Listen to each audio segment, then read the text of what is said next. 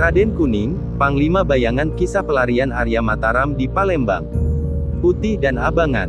Eyang Kiai hanya mengangguk-anggukkan kepalanya ketika Raden Haryo Balewot menceritakan peristiwa yang baru terjadi di Tuban. Pada beberapa bagian termasuk urusan dengan Pajang dan Jipang, orang tua sepuh itu seperti tak mau ambil peduli, tetapi matanya merespon tanpa berkedip ketika Raden Haryo Balewot mengutarakan akan mengambil Raden Kuning sebagai suami keponakannya Putri Retno Wulan. Ah, pandanganmu jauh ke depan anakku, tak salah engkau mengikat anak muda itu dengan perkawinan, ia akan menjadi benteng pertahanan Tuban di masa depan. Hanya satu saja permintaanku, tanamkanlah kepadanya bahwa huru-hara di Jipang baru-baru ini menjadi pertanda Islam Puritan telah digeser oleh kelompok abangan. Masya Allah Gusti, maafkan hambamu ini yang pernah tersesat dalam upaya mencari kebenaranmu. Suara Eyang Kiai nampak parau, terlihat kesedihan di raut wajahnya yang telah keriput, tatap matanya kosong, arah pandangannya nanar ke depan. Tanpa disadari, Eyang Kiai termenung membayangkan kondisi masyarakat Jawa pasca tewasnya Arya Penangsang. Ya, penyebaran agama Islam di tanah Jawa di masa kejayaan Kerajaan Demak, memang banyak mengalami pasang surut, meskipun secara kuantitas pemeluk agama Islam terus bertambah. Namun secara kualitas justru terjadi pergeseran nilai-nilai, aliran kepercayaan yang sudah turun-temurun diyakini leluhur orang Jawa, bercampur dengan syariat agama Islam. Kelompok-kelompok itu masih menggunakan tata cara lama dalam kesehariannya. Eyang Kiai pernah juga memiliki pendapat bahwa mencampurkan syariat dengan budaya akan memudahkan proses syiar Islam. Penyebaran agama Islam oleh Wali Songo banyak menggunakan pendekatan budaya dan sufisme, kendati ada beberapa wali yang cenderung ketat dalam menegakkan syariat, tetapi sikap asli orang Jawa yang toleran membuat percampuran budaya tersebut tak dapat dihindarkan. Sunan Kudus dan Sunan Giri yang ketat dalam mengajarkan syariat Islam saja dalam beberapa fatwanya terkesan lentur dengan budaya lokal.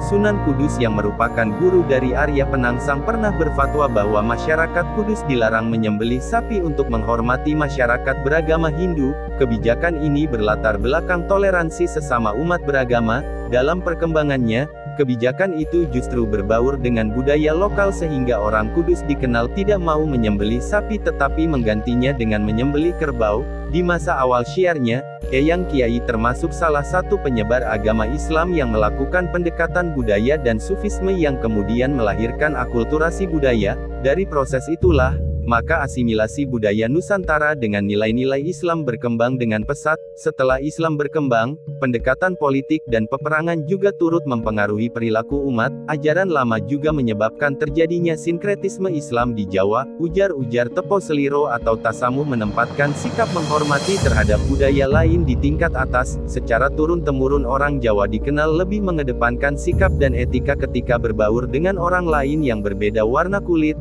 agama dan keyakinan. Selanjutnya, sebelum Islam mengakar di tanah Jawa, budaya lokal juga telah dipengaruhi turun-temurun oleh agama Hindu dan Buddha. Akibatnya masyarakat setempat masih mempraktekkan tradisi-tradisi lama dan berbaur dengan ajaran Islam. Raden Kuning yang baru mendapat petunjuk melatih tenaga kawedar dari Eyang Kiai pun meskipun teguh memegang syariat Islam, ternyata dalam menekuni olah kanuragan masih menggunakan falsafah Jawa. Ilmu pamungkas yang dipelajarinya pun dinamai Sangkan Paraning Dumadi. Sangkan Paraning Dumadi berisi tentang bagaimana cara manusia menyikapi kehidupan.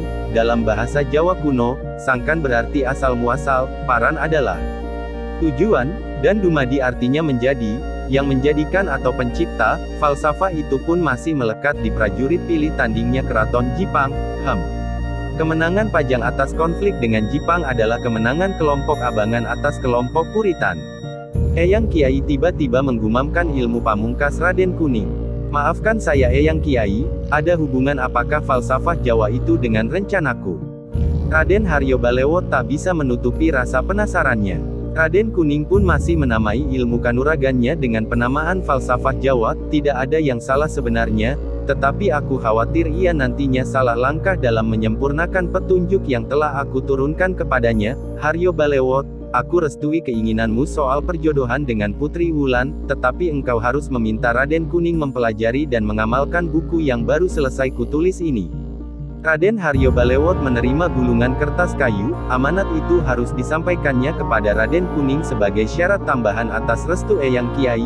Meskipun ia tidak seberapa mengerti apa makna dari semua perkataan orang tua sepuh yang sangat dihormatinya itu, tetapi yang tertanam di benaknya bahwa amanah ini adalah urusan yang sangat penting dan menyangkut nasib Kawula di masa mendatang. Setelah menerima amanah itu, Raden Haryo Balewot undur diri. "Oh ya, malam ini engkau akan mendapatkan kejutan," tandas Eyang Kiai.